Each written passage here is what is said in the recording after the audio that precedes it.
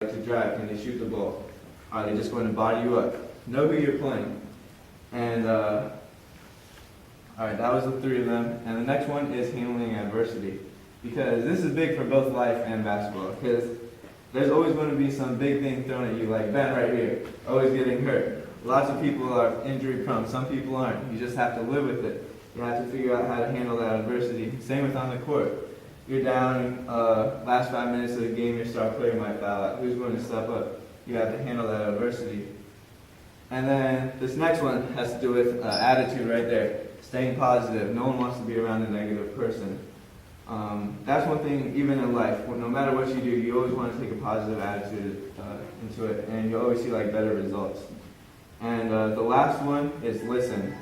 You always want to be able to have a keen ear, and even on the court, off the court, no matter what you're doing, you want to be able to listen very well. And those are our standards for at Christopher Newport. And then, so you always want to have like standards throughout your life, just like make sure that you're like living by your standards, because you don't want to break them. Just like whenever something happened here, we weren't committed, then we suffered the consequences. And of course we had team rules, same thing, but I won't go over those, so that's more personal. And we sort of have a story about like always like accepting people, like no matter what, always giving someone a chance.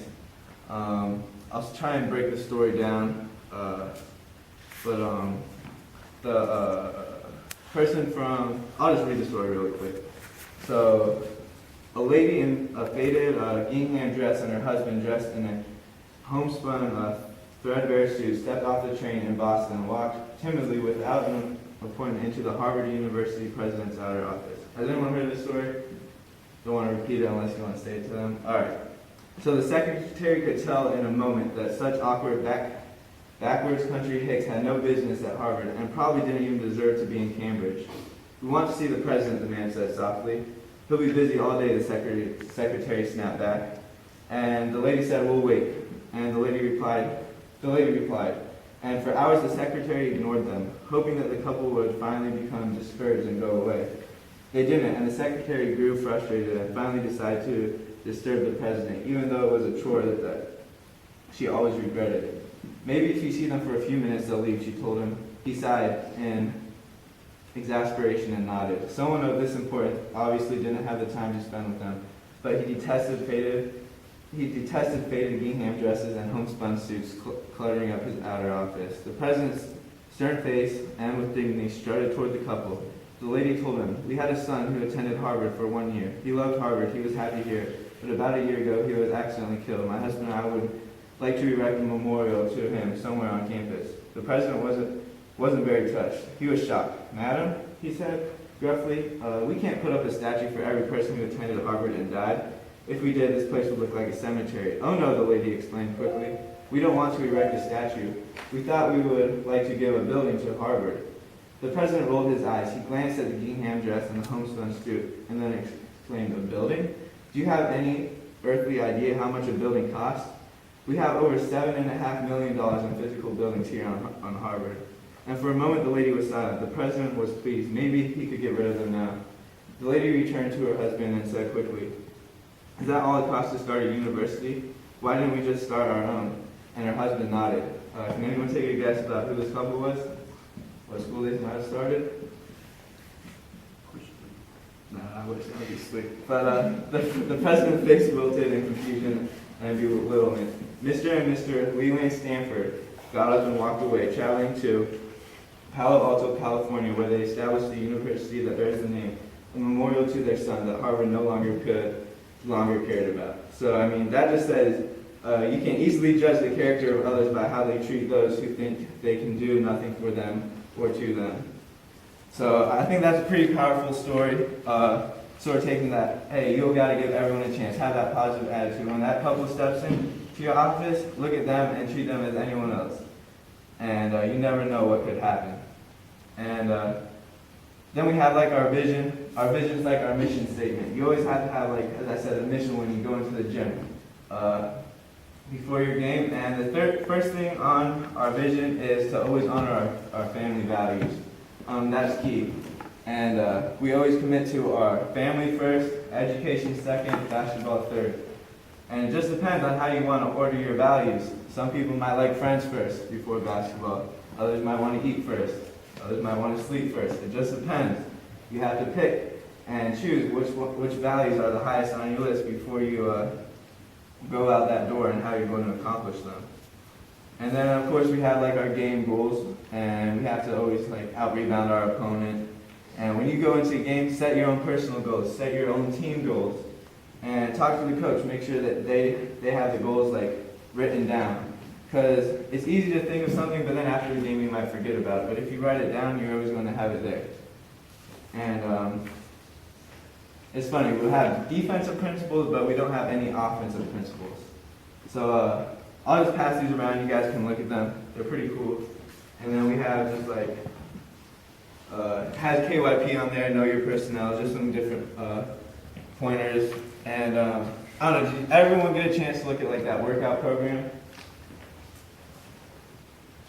Or the 7-day workout program, because I sort of scribbled that down. I don't know if you guys can like understand all the drills. I don't have that with me, but I can go grab it from the chair. But like before I leave, if anyone has any questions on that, make sure to ask, and I'll explain and go through the drills with you, step you through it, why you're doing each of the drills. And then I have quotes all over everything that I gave you.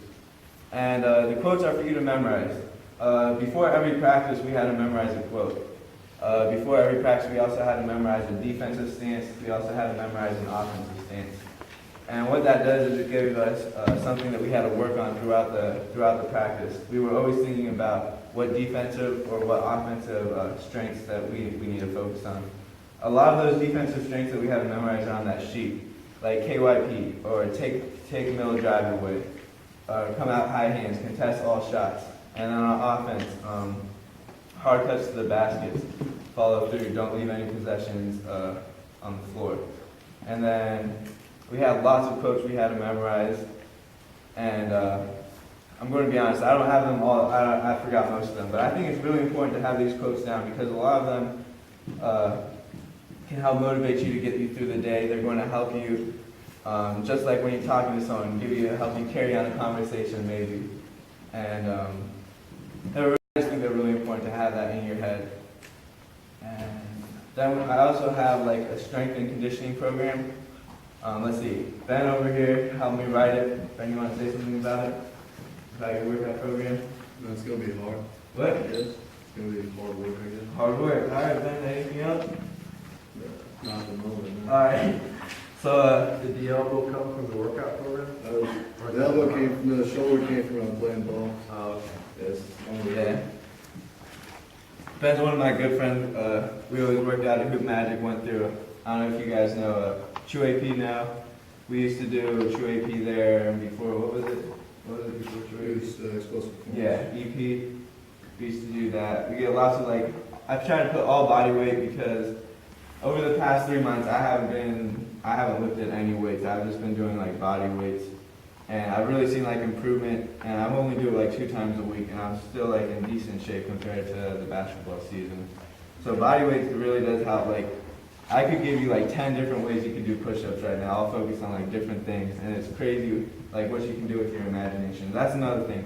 Like imagination is key to basketball. Like when you're on the court practicing, always pretend that there's a defender there. There's like 5 seconds on the clock, you're down one, what are you going to do?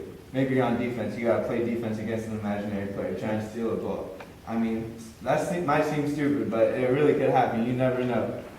And then when you're coming up with drills, a lot of this, like sometimes like when I'm training, like I try and come in with a plan of what I'm gonna do the whole time, but sometimes you just have to make it up. Especially you see something you need to work on, come up with a drill that you can do that's gonna improve that part. And always be looking and trying to learn. And so same with the workout program right here. Ben sort of did it like legs, upper body, legs, and always do core. Core is such a key because core is where you get all your balance from. When you're pushing off, you need to keep your abs tight. When you're jumping, everything comes from your core, and you can build off from there. So if you have